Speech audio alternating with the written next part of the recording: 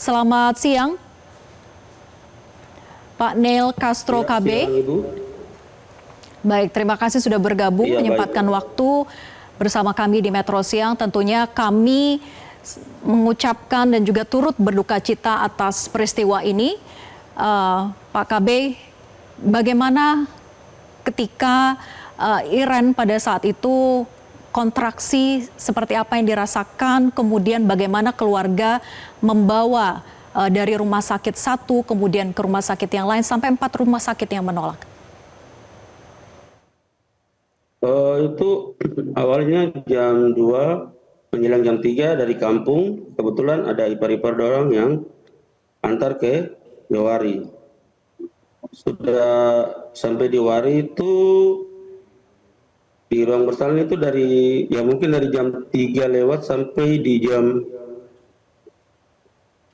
12 lewat. Itu keadaannya anak yang dalam perut itu dia besar sekali, jadi untuk melahirkan normal dia tidak bisa. Jadi dia bilang untuk dioperasi, tapi karena waktu itu dia punya dokter katanya lagi keluar, terus sempat bapak dengan kakak perempuan ribut ke suster orang yang di situ dan bilang, ini kamu sudah tahu dia punya bayi dalam perut besar, kenapa kamu tidak bicara untuk operasi biar kasih rujukan cepat biar kamu langsung lari ke sana. Setelah sudah selesai melahirkan ya sudah dong bikin rujukan, kita langsung lari ke Dian Harapan. Di Dian Harapan katanya ruangan untuk BPJS penuh. Baik. Jadi kita lari lagi ke rumah sakit AB. Ke rumah sakit AB katanya ruangan untuk operasi itu lagi diperbaiki, lagi direhab. Jadi saya sempat ribut ke suster dua orang ini yang sempat ikut antar. Baik. Saya bilang begini ke mereka, saya bilang kenapa dari sana kamu sudah bilang sudah rujukannya ke Dian Harapan. Jadi saya pikir itu ke Dian Harapan itu tinggal di operasi saya sudah melahirkan, tapi pergi belum bicara bahasa begini, ulang kita lari ke AB lagi, datang ulang setengah mati lagi. Kenapa kamu tidak ini? Koordinasi baik dulu, biar kita tidak jalan kayak begini. Sudah karena itu dia bilang lagi sesak sekali, jadi kita pikirnya melari ke rumah sakit Dok 2. Tapi dalam perjalanan ke Dok 2, itu dia sudah rasa sakit, baru nampasnya terlalu sesak sekali. Kebetulan ambulans pada sama-sama itu ruangannya tertutup. Jadi itu juga dia agak sesak napas juga. Baik. Dalam perjalanan menuju ke Dok 2 karena sakit sekali, jadi kita beloknya ke Bayangkara.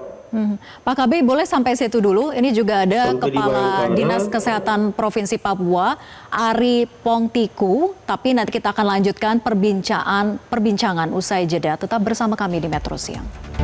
Pemirsa, kita lanjutkan perbincangan. Saat ini kita juga sudah bersama dengan Kepala Dinas Kesehatan Provinsi Papua, Ari Pongtiku. Pak Ari, selamat siang. Pak Ari, kalau tadi sempat dijelaskan oleh Pak Neil Castro KB begitu ya, bagaimana kronologinya, ada yang dikatakan bahwa salah satu rumah sakit itu tidak ada dokternya, tapi ada juga yang dikatakan bahwa ruang dari operasinya sedang dilakukan renovasi dan juga perbaikan. Kendala-kendala seperti ini terjadi di sana dan akhirnya Ibu Iren tidak bisa tertolong begitu. Mengapa kendala ini tidak bisa diatasi oleh pemerintah daerah setempat? Terima kasih. Ya, jadi dari kejadian ini bisa memberikan gambaran keadaan pelayanan kesehatan yang masih buruk di Papua. Ya, dan ini harus kita perbaiki. Ya, tadi dari awal yaitu dari rumah sakit Yowari itu memang dokter spesialis SPOG-nya itu lagi di luar, kemudian juga eh, akhirnya harus lanjut ke Rumah Sakit Dian Harapan, di mana ruangannya itu nicunya itu juga penuh, anestesinya juga tidak ada. Kemudian di ruang Rumah Sakit AB yang lagi renovasi, dan akhirnya ke Rumah Sakit Bayangkara. Nah, ini semua eh, harus kita perbaiki. Kita harus gambaran ini memang menunjukkan bahwa sumber daya manusia kesehatan yang ada di Papua ini jumlahnya terbatas dan distribusinya juga tidak bagus, sehingga pelayanan ini seharusnya dalam satu rumah sakit itu idealnya itu SPOG itu atau dokter kebidanan itu minimal itu 3, ya, ataupun dia harus ada 1 atau 2, itu pun harus ada pengganti yang sistem pengganti yang harus disiapkan.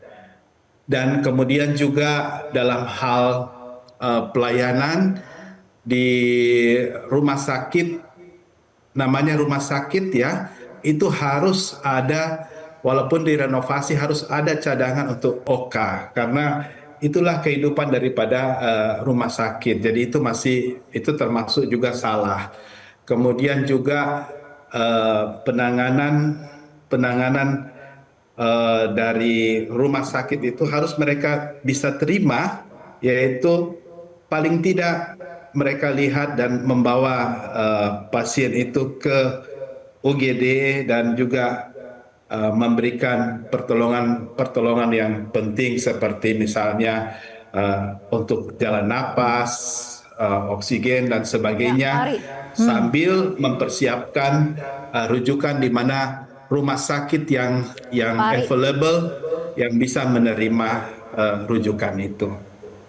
Jadi singkatnya bisa Ya. disimpulkan bahwa rumah sakit yang ada di Papua, khususnya 4 rumah sakit yang menolak dari pasien Iren ini masih belum sesuai dengan standar. Ya, benar. Ya, belum sesuai dengan standar. Kemudian prosedur itu yang seharusnya itu belum mereka lakukan dalam hal penanganan emergensi. Kemudian yang sistem rujukan, SISROT, informasi itu juga belum berjalan. Pada waktu kami melaksanakan PON Peparnas dan pada saat COVID itu sistem rujukan itu begitu lancar, ya, baik dari puskesmas maupun dari rumah sakit itu ini. Tapi akhir-akhir ini eh, tidak lancar begitu. Mungkin karena kendala internet, tetapi sistem itu juga harus ada yang jaga dan melihat dan menjawab. Harus ada operatornya. Tetapi mungkin ke depan, ya. Ya, sebagai Sistem Kepala rujukan. Dinas Kesehatan Papua, apa yang Anda ingin sampaikan kepada pihak keluarga dari almarhumah Iren Soko yang saat ini juga bergabung bersama kita? Ada Pak Neil Castro KB. Ya. Pertama, saya tentunya mengucapkan rasa duka dan permohonan maaf yang sebesar-besarnya, dan juga eh, dari gubernur juga sudah mendatangi untuk memohon maaf, melihat bahwa eh, potret daripada pelayanan kesehatan ini tidak baik.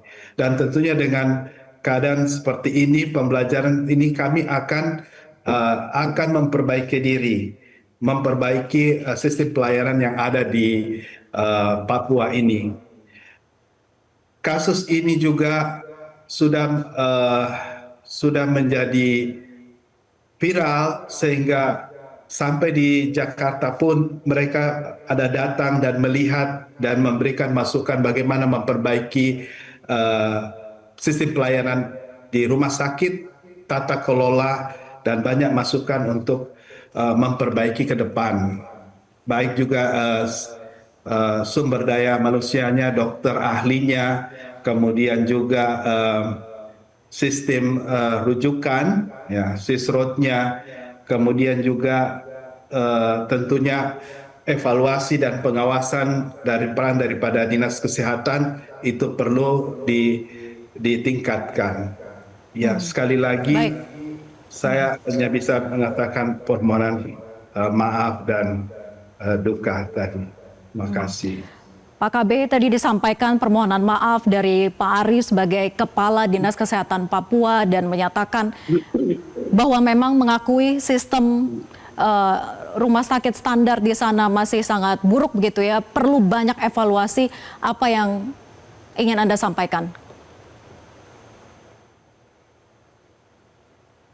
Iya, yang saya ingin sampaikan bahwa ini sudah berapa kali yang terjadi di Rumah Sakit Iwari ini, sudah banyak-banyak, pernah ada kasus juga, tapi ya yang sekarang mungkin datang di saya punya istri ini baru ada kelihatan sekali begini. Jadi untuk rumah sakit yang seperti Bapak Gubernur sampaikan bahwa utamakan dulu nyawa, jangan utamakan dulu uang. Jadi sistem itu harus dipakai, jangan pikir uang dulu. Selamatkan manusianya dulu, baru pikir tentang uang. Jadi untuk saya ke depannya, kalau memang tidak ada dokter waktu itu, harus ada penggantinya. Masa rumah sakit begitu baru dia punya dokter hanya.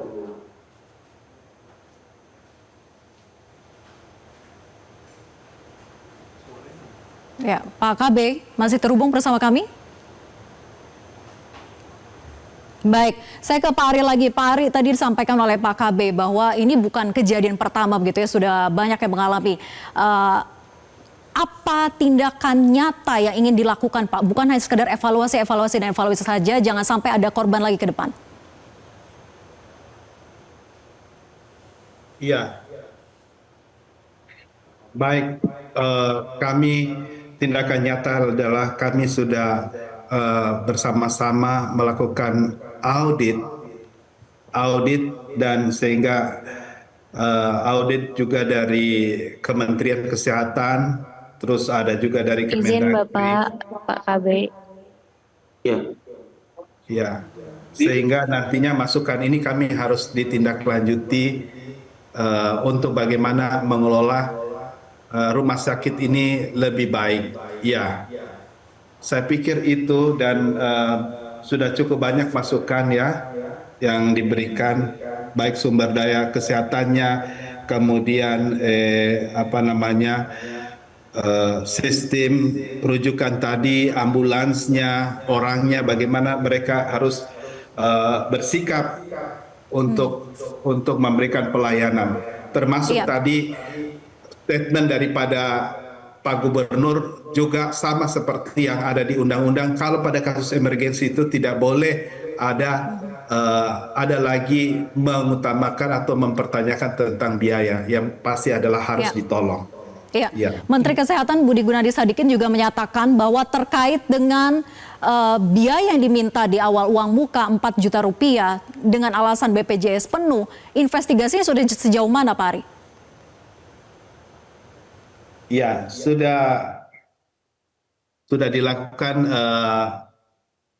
investigasi dan tentunya akan ada juga follow up. Tetapi itu sudah ada statement bahwa tidak boleh ada mengenai biaya itu tidak boleh dimasalahkan dan harus dibantu, ditolong, diberikan pertolongan. Dan pertolongan itu bukan hanya, ya misalnya, bukan rumah sakit itu harus menerima pasien dan memberikan pertolongan, kemudian juga harus misalnya dia tidak bisa melaksanakan di operasi di tempat itu, mereka yang harus mengontrak ke rumah sakit yang lain. Dan Ya, sudah diinvestigasi Pak Ari, pihak-pihak yang meminta uang itu, uang muka itu sudah diinvestigasi, sudah ditanyakan lagi langsung kepada pihak yang bersangkutan dan seperti apa sanksi yang akan diberikan kepada pihak rumah sakit? Ya, tim auditor juga sudah turun dan saya pikir nanti mereka yang akan memberikan jawaban dan masukan dan kami akan menindaklanjuti. Ya. Baik, kita tunggu hasil investigasinya Pak. Semoga ini benar-benar menjadi kejadian yang terakhir, tidak terulang lagi ke depan. Terima kasih Kadinkes Papua, kemudian juga suami almarhumah Iren Sokoy sudah bergabung bersama kami. Selamat siang. Jelajahi cara baru mendapatkan informasi. Download Metro TV Extend sekarang.